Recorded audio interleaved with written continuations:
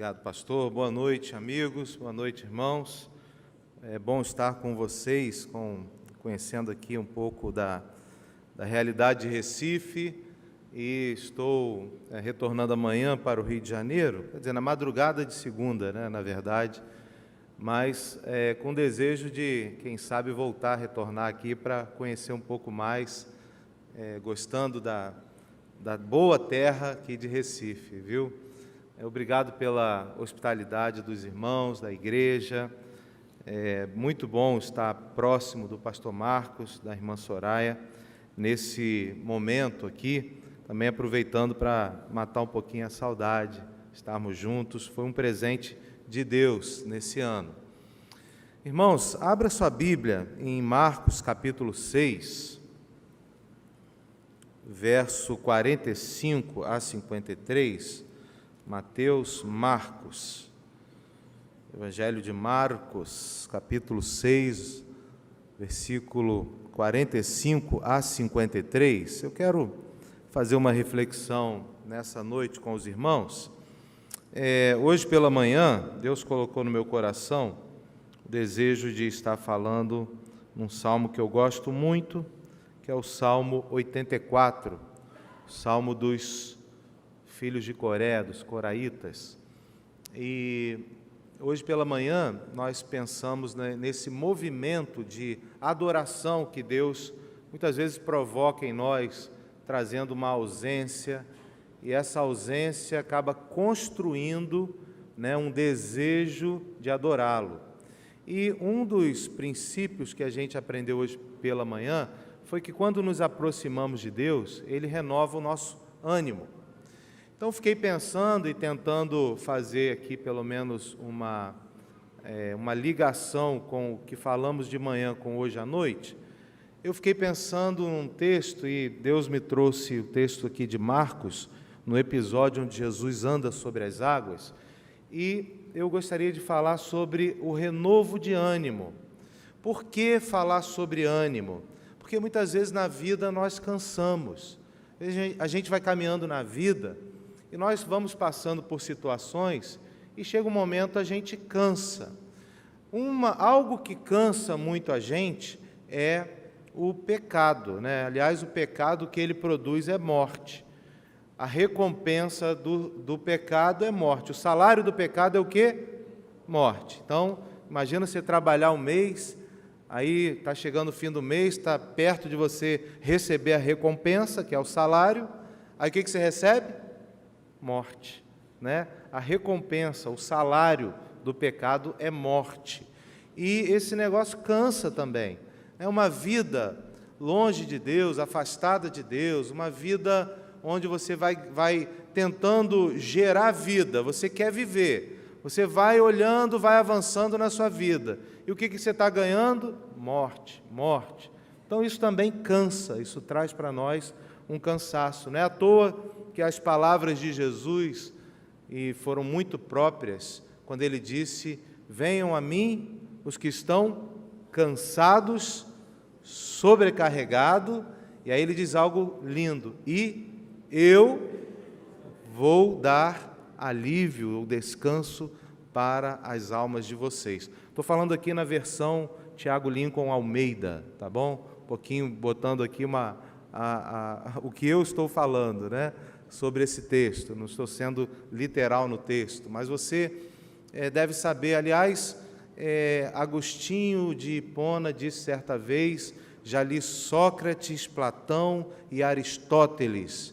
E ele disse: ninguém disse, venham a mim os que têm sede, que eu vou aliviar a sede de vocês. Só Jesus falou isso, e falou porque Ele é capaz de fazer isso. Ele é capaz de ser o Deus de que, quando nós descansamos nele, Ele mata a nossa sede.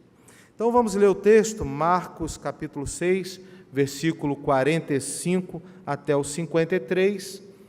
Você pode acompanhar na sua Bíblia.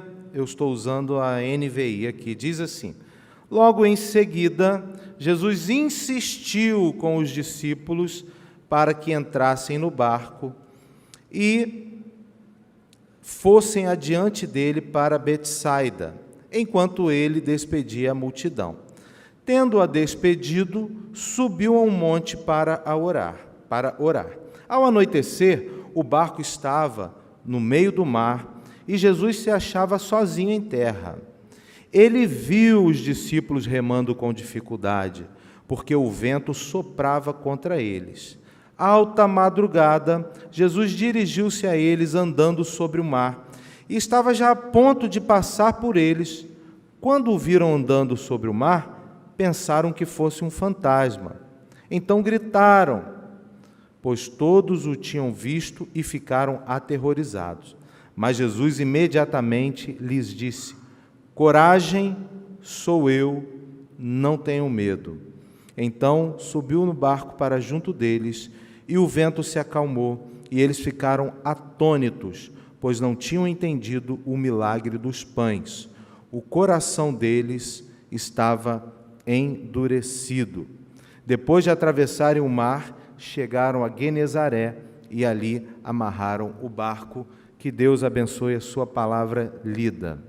Deus, muito obrigado, a tua palavra é viva, ela é eficaz. É ela que penetra ao ponto de dividir alma e espírito, juntas e medulas. E nós, Deus, aqui esperamos que o Senhor fale ao nosso coração e toque na nossa vida, no lugar, Deus, que só o Senhor pode tocar. E o nosso compromisso é dar a Ti toda a honra e toda a glória, em nome de Jesus. Amém e amém. Irmãos, quantas vezes na vida desanimamos, quantas vezes na vida passamos por situações difíceis. E eu queria destacar nesse texto, que você até marcasse na sua Bíblia, o detalhe de que Jesus insiste com os discípulos para que ele entre no barco. Jesus, sendo 100% homem, 100% Deus, ele sabia que os discípulos passariam por problemas, por uma tempestade ali na frente? Eu acredito que sim. Eu não tenho dúvida que ele sabia que os discípulos passariam por um problema, por uma dificuldade. Agora, a minha questão é, como que Jesus, sabendo disso, sendo Deus, o texto diz que ele insiste. Eu gosto de ler o texto, eu gosto de imaginar o que está acontecendo, e eu fico imaginando um ou outro discípulo, ali no momento, dizendo, não, Jesus, eu já participei aqui do milagre dos pães, eu estou tão animado, eu não estou querendo andar no barco. E Jesus dizendo, não, Pedro, você precisa entrar no barco. Não, Jesus, eu tenho outro plano, na minha agenda agora era só estar aqui com o Senhor, era participar desse momento, mas eu não vou para Genezaré, eu tenho outras coisas para fazer, Jesus. E Jesus insiste, Tiago, você tem que entrar no barco. Jesus insiste com os discípulos, algumas versões diz impeliu, não sei se a sua versão é essa, impeliu, ele foi enfático, ele disse que eles precisavam passar por aquilo ali, ele gostaria que eles entrassem no barco, Jesus quis que ele passasse por isso. Eu sei que em determinados momentos na vida, nós recebemos problemas, situações, dificuldades que vêm para nós. Mas eu queria que você pensasse nessa situação, e eu não sei se você já observou isso, mas isso para mim foi muito difícil durante um tempo. Imaginar que Deus, o próprio Deus, Jesus, com todo o amor, carinho que Ele tem, estava permitindo, né, e até colaborando para que ali na frente eu enfrentasse uma situação difícil. Você já pensou sobre isso? Você já parou para refletir sobre isso? Você já pensou se o que você está passando hoje, a tempestade que você está enfrentando, a dificuldade que está na sua vida, você já orou a Deus e já pensou, Senhor, será que isso que eu estou passando é um propósito do Senhor na minha vida?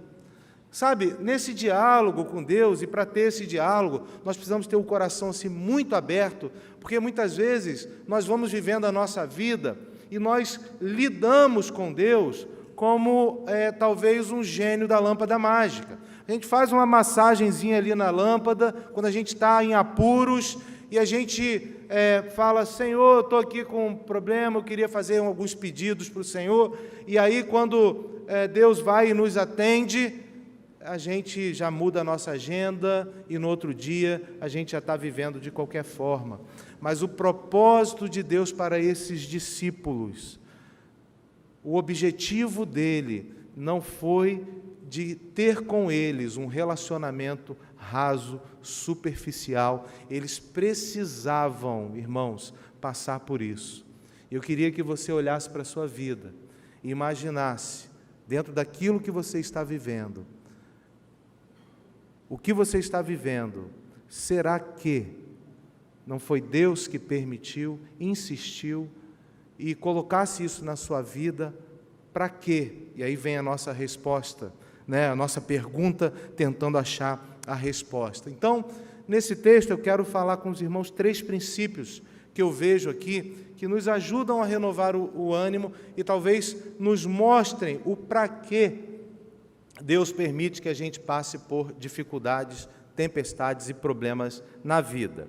Bom, primeiro, nós precisamos entender que a didática de Deus, na didática de Deus, na forma como Ele traz para nós ensinamentos, inclui passar por problemas, passar por dificuldades. Na didática de Deus, contém que nós vamos passar por momentos difíceis, nós vamos passar por situações, porque o que esses problemas, eles produzem em nós? O que as dificuldades, os problemas produzem em nós? Eu fiquei pensando e me lembrei de 3 princípios aqui que a gente pode extrair daquilo que dificuldades e problemas produzem em nós. 1, flexibilidade. As pessoas mais flexíveis, as pessoas que, lá no Rio de Janeiro, a gente fala safo.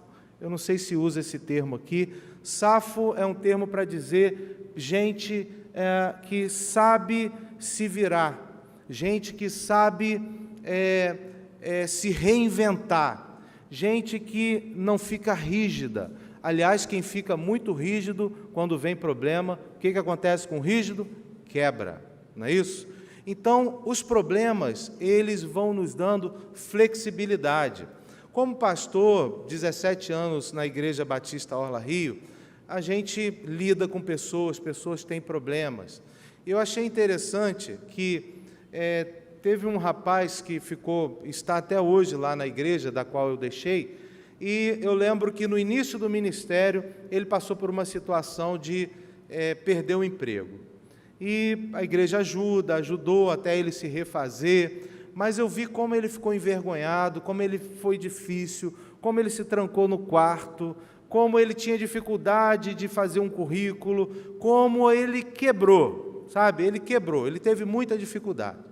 E depois desse período, ele conseguiu sair daquilo dali, arrumou um novo emprego, foi trabalhando, mas nós estamos atravessando crise, problemas, e aquela empresa que ele estava trabalhando, feliz da vida, de novo aquele jovem passou por um problema.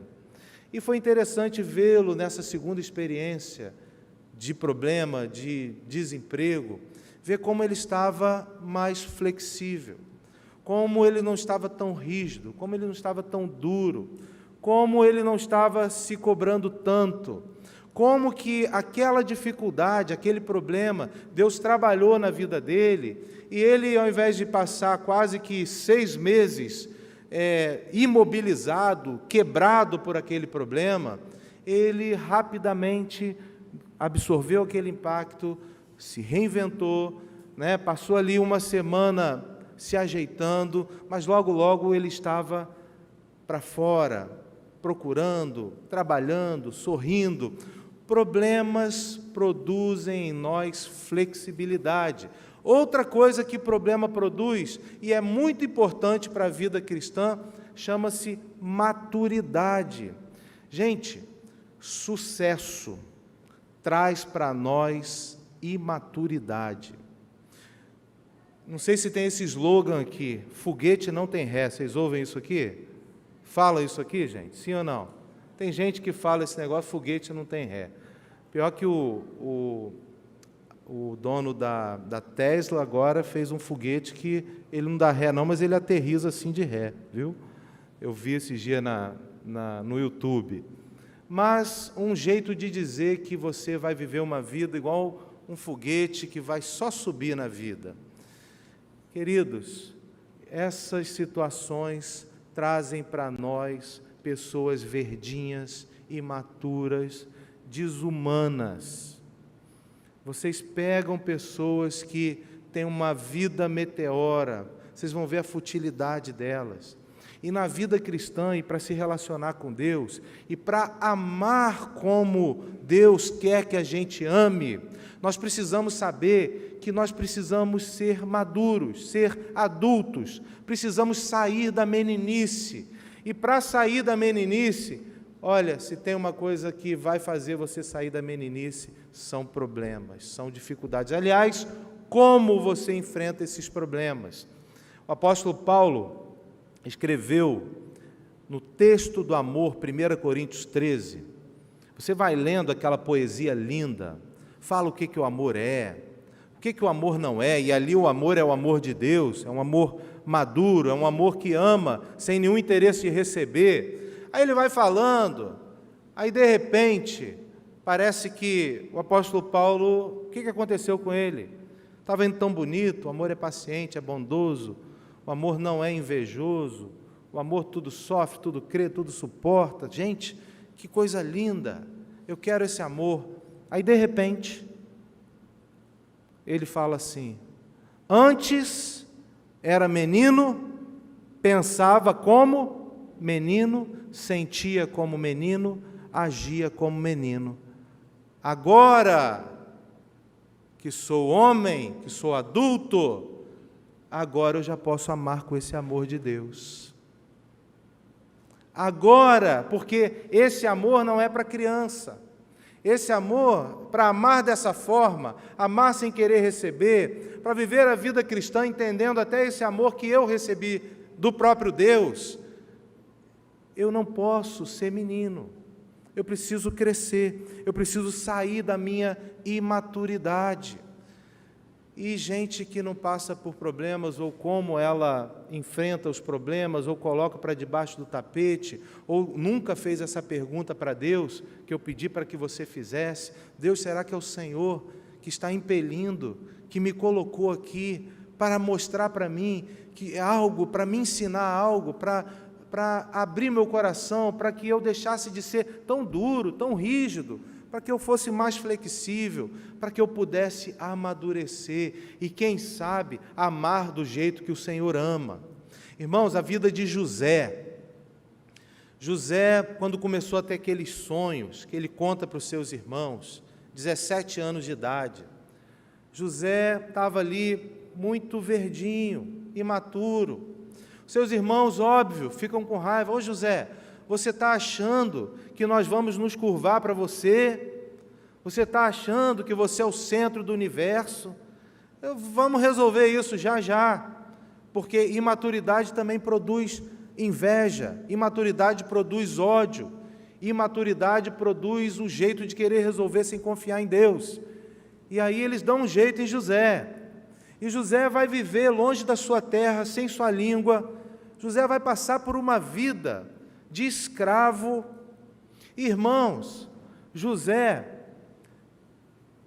quando encontra os seus irmãos, ele dá uma declaração de alguém que entendeu que todo aquele processo de abandono, de tristeza, de calúnia contra ele entendeu de uma maneira muito bonita quando seus irmãos estão curvados diante dele no palácio, porque ele podia ali agora tripudiar. Não disse? Olha aí, ó, eu sou José, e vocês estão aí na minha mão.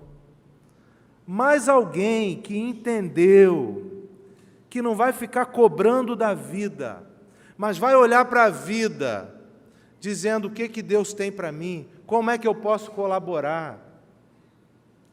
Ele olha e dá uma das declarações mais lindas na história de José.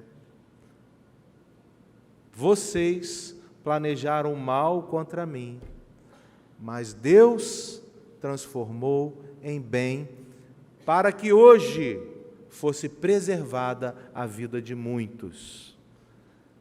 O que aconteceu, esse homem agora, podendo olhar para aquela situação maduro, problemas, dificuldades, e ao invés de tripudiar, e ao invés de ressachar, ao invés de usar aquele momento para crescer em cima, entende, está maduro. Então os problemas, eles trazem para nós flexibilidade, eles nos amadurecem.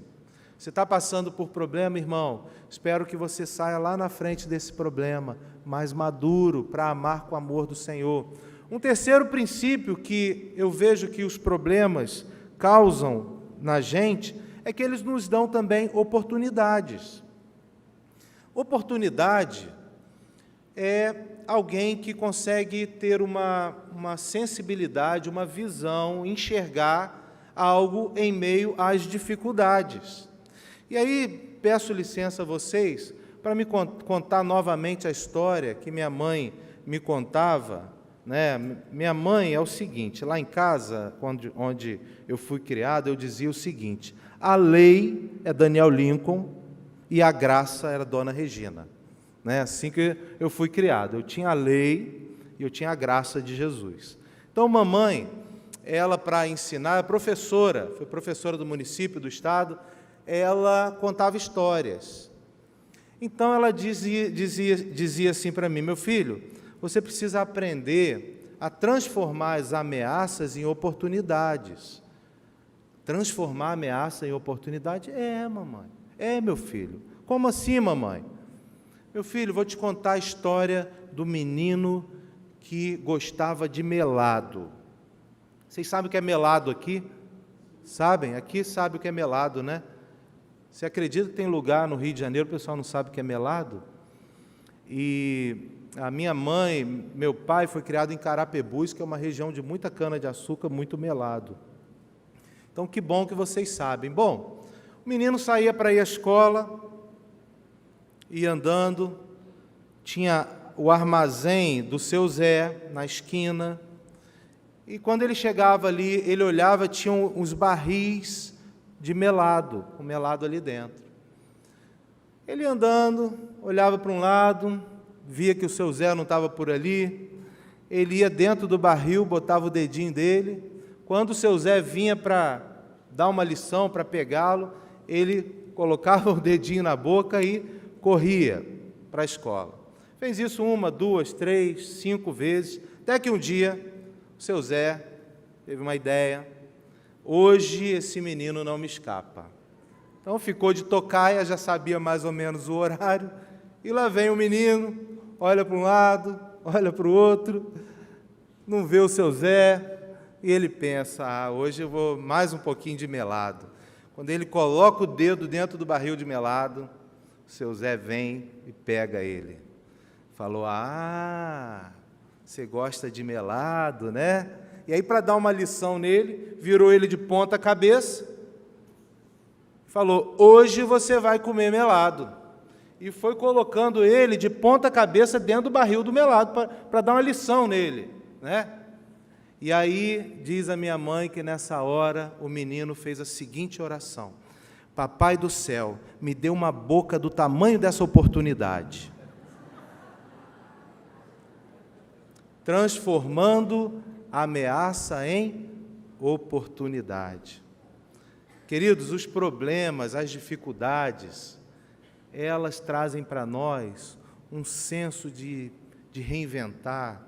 E tem milhões de histórias que você pode ver e saber, de pessoas que passaram por problemas, dificuldades, tiveram uma vida piedosa, transformaram sua vida, aprenderam lições que só ali vão aprender e souberam transformar aquela ameaça numa oportunidade e ainda entenderam que aquela oportunidade foi Deus que deu para elas. Então, esse texto, quando ele diz que Jesus insiste, né, e a gente fica pensando, e eu não sei se você já tinha parado para pensar nisso, tem um porquê que ele insiste. E a resposta está no verso 52. O verso 52 tem a resposta, o motivo de por que Jesus insiste para que eles entrem no barco e passem por essa dificuldade na vida deles. Diz assim o verso 52. Eles não tinham entendido o quê? O milagre dos pães. Eles não haviam amadurecido, eles não tinham compreendido. Não sei se você é assim ou se você conhece alguém assim, mas às vezes na vida, como eu disse, a gente vai caminhando, a gente quer os milagres de Deus, e a gente vai lá, e Deus faz o milagre, responde, e nos ajuda, e coopera, e você vai vivendo a vida, e passa tempo, mas o milagre não é suficiente para produzir em você aquilo que uma tempestade, um problema produz. Para os discípulos aqui, o episódio da multiplicação dos pães e peixes não gerou neles caráter aprovado, não gerou neles flexibilidade, não gerou neles pessoas que estavam compreendendo a missão e o propósito da vida.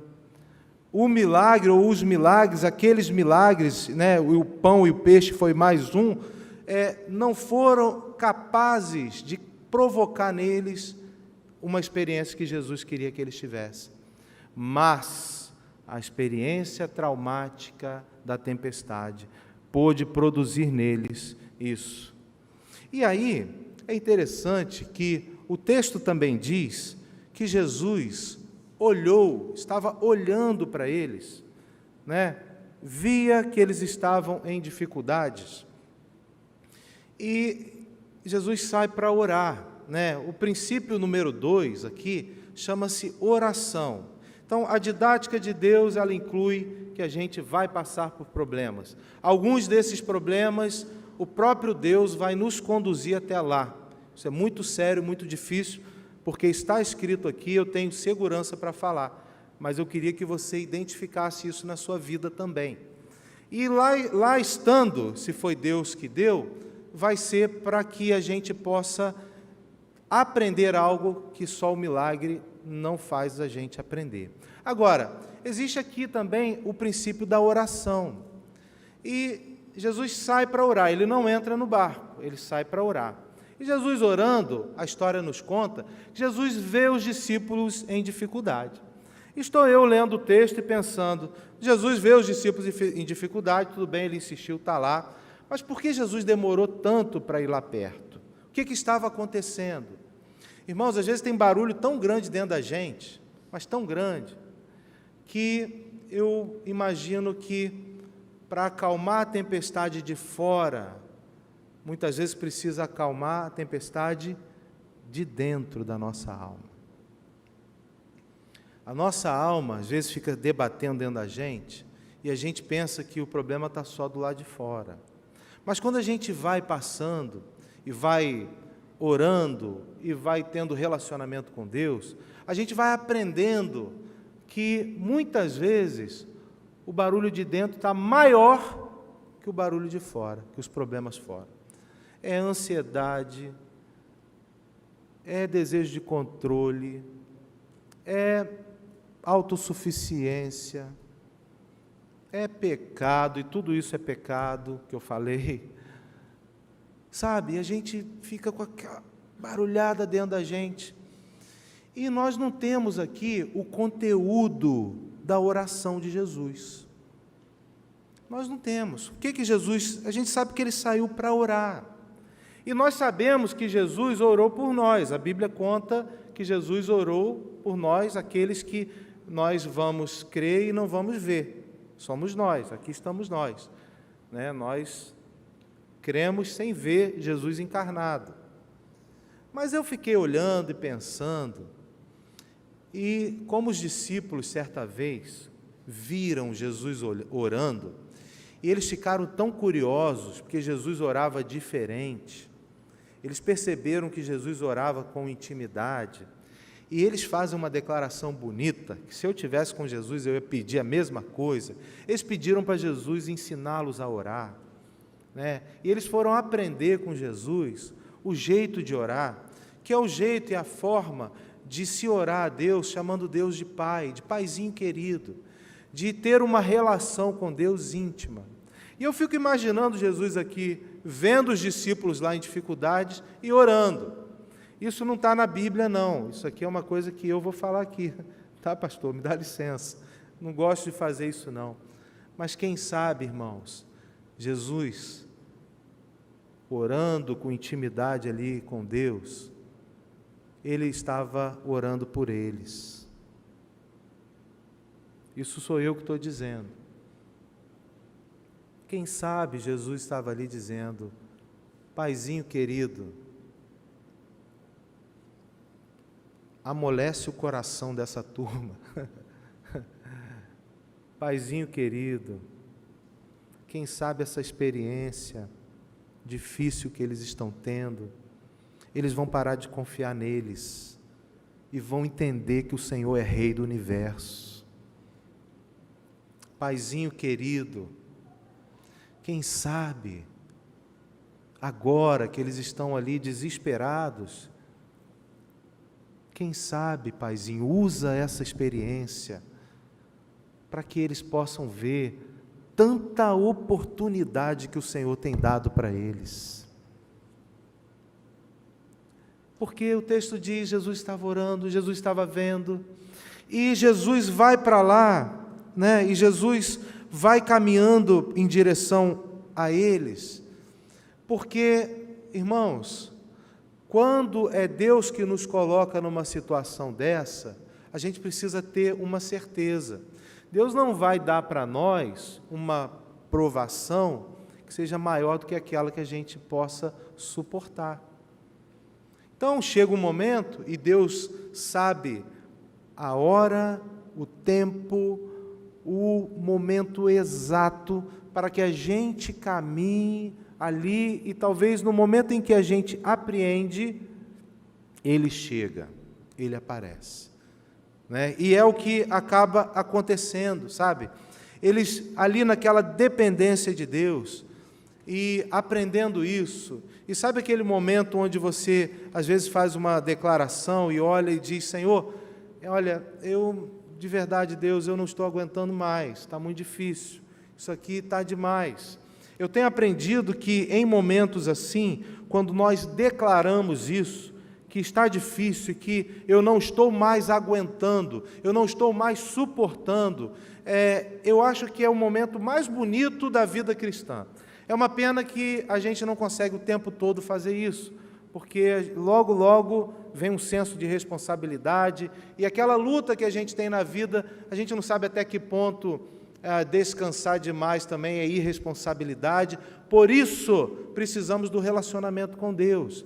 Mas sabe o rei Davi, quando fugindo de Saul, ele vai para a caverna, e ali na caverna ele faz um salmo lindíssimo, o Salmo 142, que eu não sei se aqui canta essa canção, mas imagino que deve cantar, uma canção linda, linda, linda, que o rei Davi fez ali, ainda não rei, porque ele estava fugindo de Saul, porque ele começou a fazer muito sucesso, estava com seu emprego, estava tudo indo bem, e de repente Saul quer matá-lo, e ele vai para a caverna, e no momento onde ele não está mais suportando, ele faz o Salmo 142, e é uma canção linda, que diz: com a minha voz clamo ao Senhor, com a minha voz ao Senhor suplico, diante dele a queixar-me eu estou, diante dele exponho a minha aflição. Quando dentro de mim esmorece o meu espírito, tu conheces minha vereda. Olho a mão direita e vejo, não há quem me conheça. não há lugar onde me refugiar. E aí volta, né? Com a minha voz clamo ao Senhor.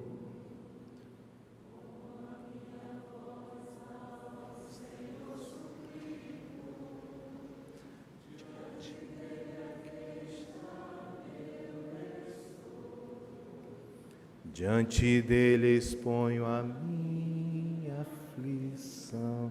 Tá bom, vocês estão de parabéns, cantam muito bem. Sabe, irmãos, nessas experiências de oração, de dependência de Deus, de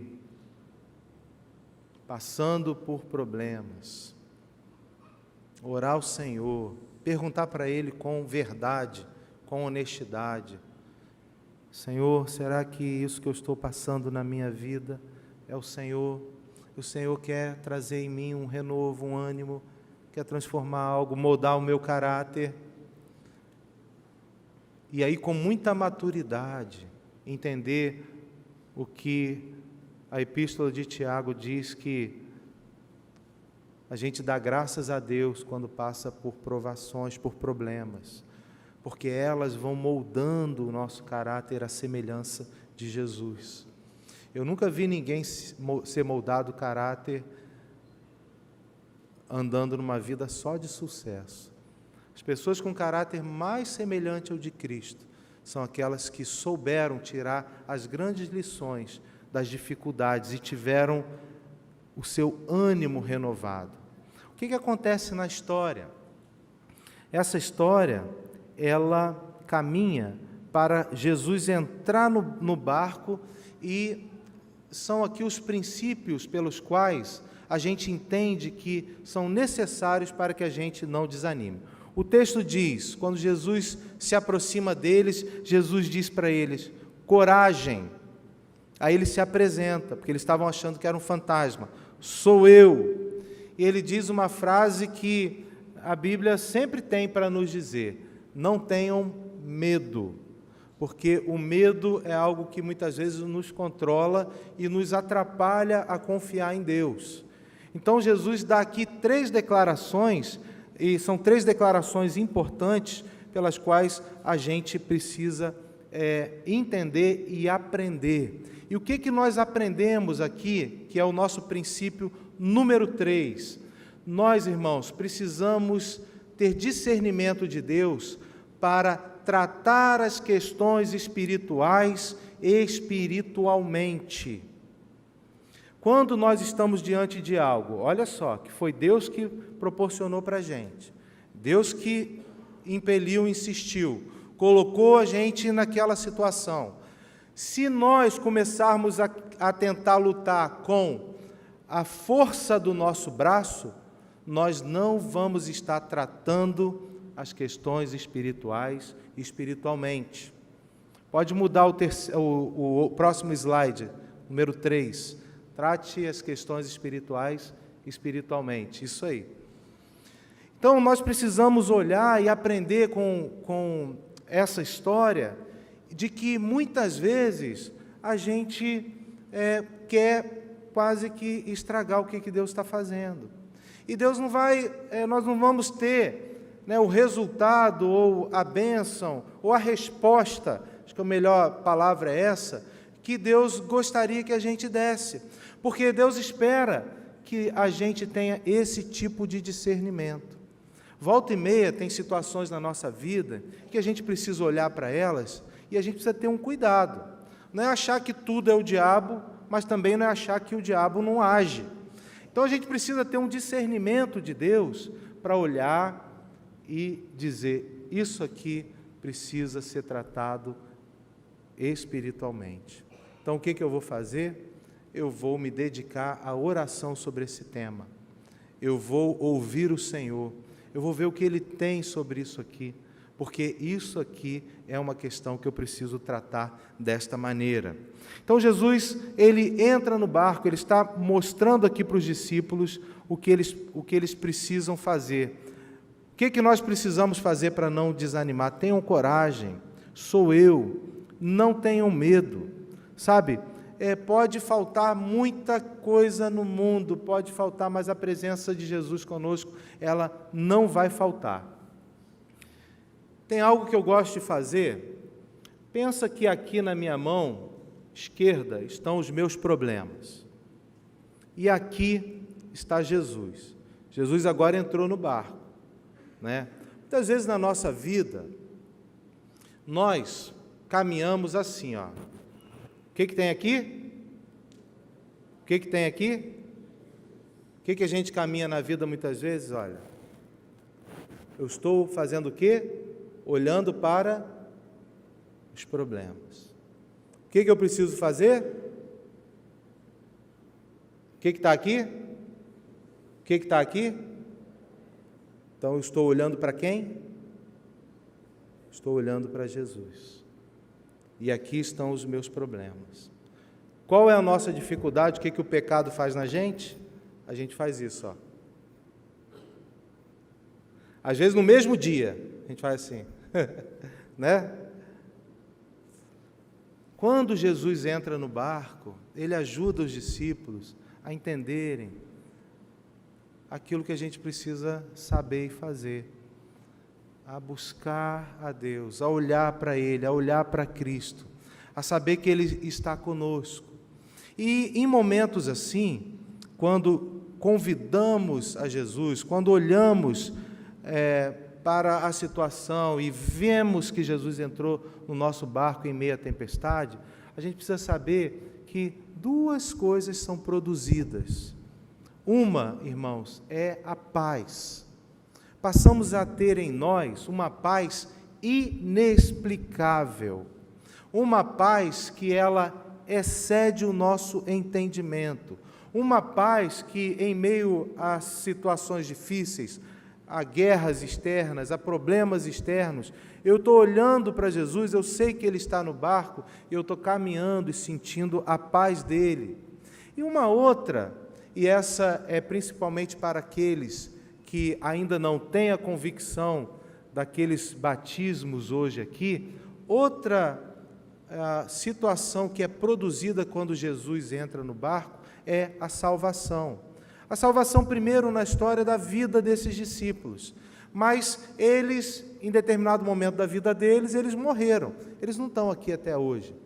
A salvação, que é a realidade que tem todo aquele que aceita Jesus como seu único e suficiente Salvador. Então, quando Jesus entra no nosso barco, a gente passa a não ter mais medo da morte. Ninguém quer morrer, eu acho que não. Tem gente, às vezes, que está numa situação e ela pode querer tirar a própria vida. Mas, numa situação normal, ninguém quer morrer. Mas nós, em algum momento, a gente vai morrer. E a salvação, a eternidade, aquilo que é mais importante e aquilo que Jesus veio falar e deixar muito claro, todo aquele que crê em Jesus vai ter a vida eterna. Quando nós convidamos Jesus para entrar no nosso barco, nós passamos a aceitá-lo na nossa vida e passamos a ter a convicção de que somos salvos e que estaremos toda a eternidade ao lado de Jesus. Você crê nisso, meu irmão, minha irmã? Você crê nisso? Crê? Amém? A irmã levantou a mão ali, eu creio também. E eu creio que Jesus é a melhor escolha da minha vida. Eu sou... meu bisavô foi pastor, meu avô foi pastor, meu pai pastor, e adivinha o que eu me tornei? Pastor. Mas sabe tudo que eu queria ser na vida? Qualquer coisa, menos pastor. E eu precisei ter a minha experiência com o Senhor. Precisei passar por momentos difíceis. E já crente, batizado na igreja, aos 17 anos de idade, por ali, 18 anos, ali foi o dia que eu convidei Jesus para entrar no barco da minha vida, para ser Senhor da minha vida, e foi a melhor escolha que eu fiz.